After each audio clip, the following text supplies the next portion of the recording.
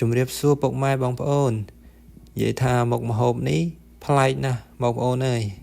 ខួរក្តាមសមុទ្រជាមួយនឹងផ្លែល្ពៅរសជាតិឆ្ងាញ់ណាស់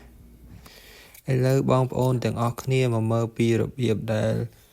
ខួរក្តាមសមុទ្រជាមួយផ្លែល្ពៅនេះឲ្យមានរសជាតិឆ្ងាញ់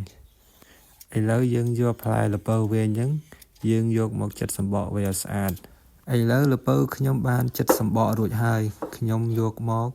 ចិតជាកង់យើងកុំចិតវាស្ដើងពេកបងប្អូនយើងចិតវារាងក្រាស់បន្តិចព្រោះអីល្ពៅនេះវាឆាប់រលួយបងប្អូនហាន់ល្ពៅកម្រាស់ប៉ុណ្ណឹងមកបានហើយបងប្អូនកុំហាន់វាក្រាស់ពេកហើយក៏កុំហាន់វាស្ដើងពេកឥឡូវខ្ញុំល្ពៅហាន់រួចហើយខ្ញុំកើបវាដាក់ក្នុងកញ្ច្រែងហើយក៏ទុកវាមួយដុល្លារសិនឥឡូវខ្ញុំចាប់ផ្ដើមយកក្តាមសមុទ្រយកមកបុកវាឲ្យម៉ត់សិនបងប្អូនឥឡូវក្តាមសមុទ្រខ្ញុំបានបុករួចហើយបងប្អូនឥឡូវខ្ញុំរៀបចំដួសដាក់ក្នុងចាន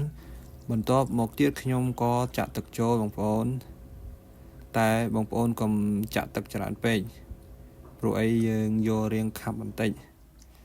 រួចហើយខ្ញុំក៏ច្របាច់វាហើយកូរវាឲ្យវារលាយចូលទឹកសិនបងប្អូនពេលដែលវារលាយចូលទឹកហើយខ្ញុំក៏ច្រងអាកាកក្តាមនឹងចេញបងប្អូនហើយទុក$1សិនបន្ទាប់មកទៀតខ្ញុំក៏យកទឹកយកមកដាំឲ្យវាពុះសិន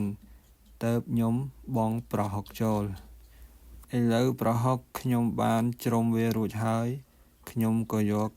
ទឹកក្តាមដែលខ្ញុំបុកហ្នឹងយកមកចាក់ចូល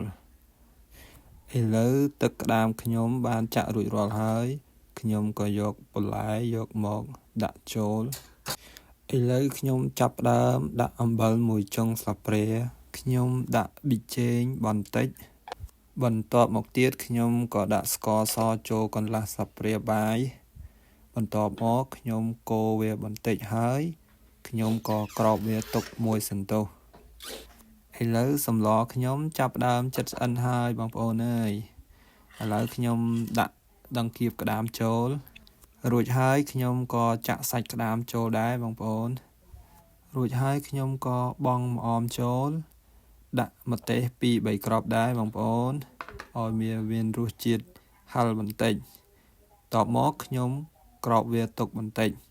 ពេលនេះក៏រួចរាល់ហើយបងប្អូនពេលនេះសម្លខួរក្តាមរបស់ខ្ញុំបានរួចរាល់ហើយបងប្អូនវីដេអូខ្ញុំមានតែប៉ុណ្្នឹងទេបងប្អូនជម្រាបលាបាយបាយ